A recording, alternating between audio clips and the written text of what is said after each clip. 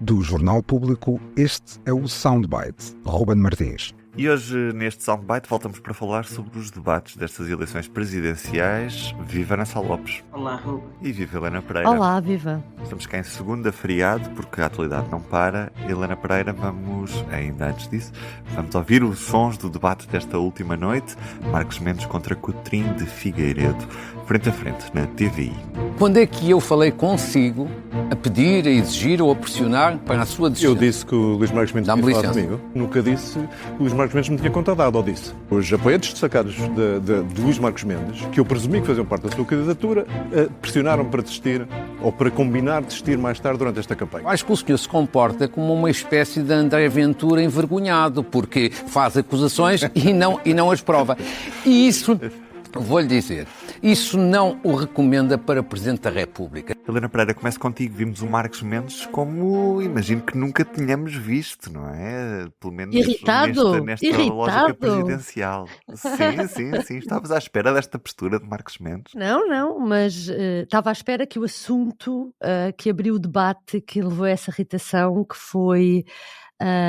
fosse falado, que foi exatamente a acusação, as declarações, foi ao expresso da candidatura de Coutrinho Figueiredo, a dizer que havia pessoas, apoiantes de Marcos Mendes, que tinham tentado que ele desistisse para Marcos Mendes e, portanto, eu acho que, claro, que era um assunto que tinha que ficar esclarecido neste debate. Agora, Marcos Mendes entrou a matar e eu não percebo como é que Coutrinho Figueiredo, que é sempre tão afoito, parecia que estava surpreendido, parecia que não estava preparado para aquilo. E no entanto, Helena, desculpa interromper-te, e no entanto disse, eu já sabia que o senhor ia fazer isto. Mas até o tom de voz dele, até o tom de voz dele era outro, neste debate, impressionante. Era completamente, pareceu menino.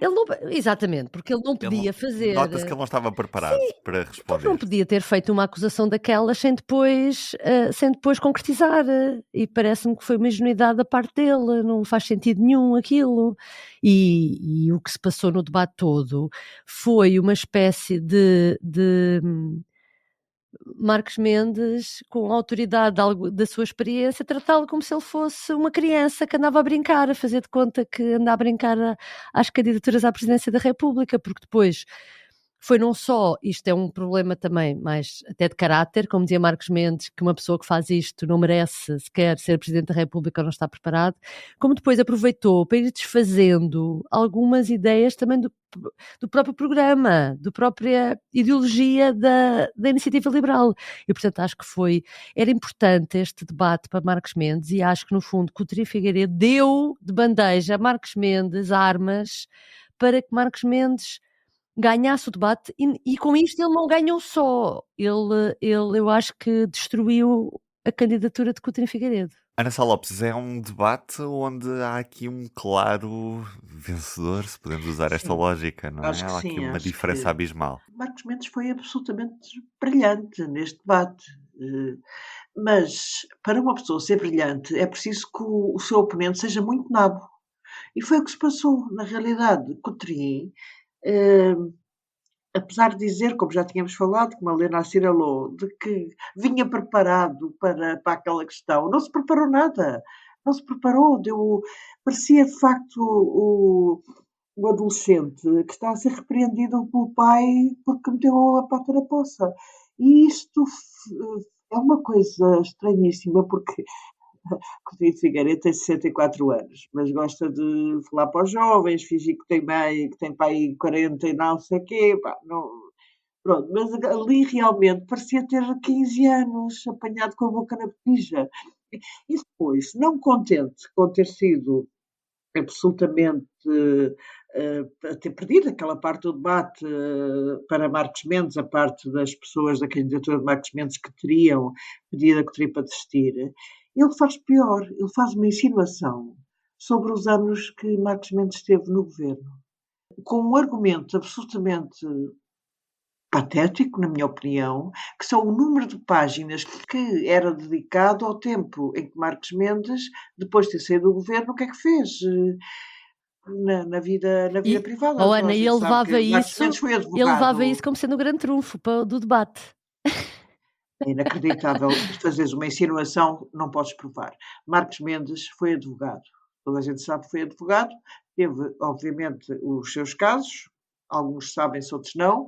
Agora, estar a fazer uma insinuação de desonestidade relativamente a Marcos Mendes, foi o que o Coutrinho quis fazer, sem ter qualquer prova. Marcos Mendes aí desarmou totalmente quando diz, se faz favor, está a fazer uma insinuação, diga logo o que tem a dizer. E mais uma vez, Coutrinho desapareceu aflito, porque não tinha nada a dizer. Acho que este foi um debate absolutamente trágico. Percebia-se até que Coutrinho, a Helena também já referiu isso, estava mal, não estava bem, não se sentia tranquilo, estava, como é que se diz, quando alguém Diminuído, está estava diminuído. diminuído, Uhum.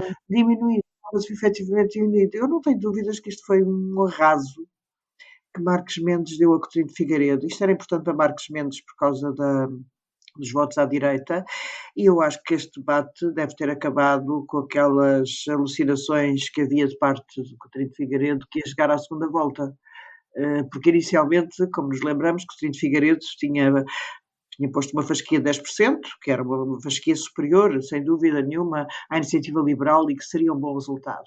Agora já não é um bom resultado, porque entretanto ele transversou para a segunda volta, entrou naquele delírio que ninguém sabe, que houve uma sondagem ou outra que alimentaram, mas não vai haver, quer dizer, esse delírio acho que vai acabar rapidamente da segunda volta. Mas, enfim, todos eles dizem que vão à segunda volta. António Filipe, Catarina Martins, Jorge Pinto, até Jorge Pinto diz que vai à segunda volta. Vamos ver.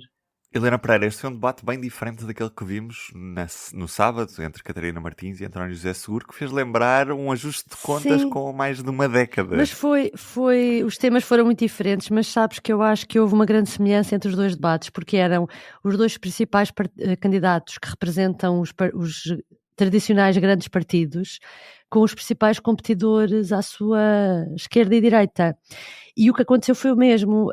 Eu acho que o debate também foi muito interessante, o debate de Seguro com Catarina Martins, porque Seguro também conseguiu que Catarina Martins passasse como a candidata mais irresponsável e mal preparada para ser Presidente da República. E foi ela que foi buscar sempre as histórias de 2012 e 2013 e o apoio de António José Seguro ao orçamento de Passos Coelho, mas também acho que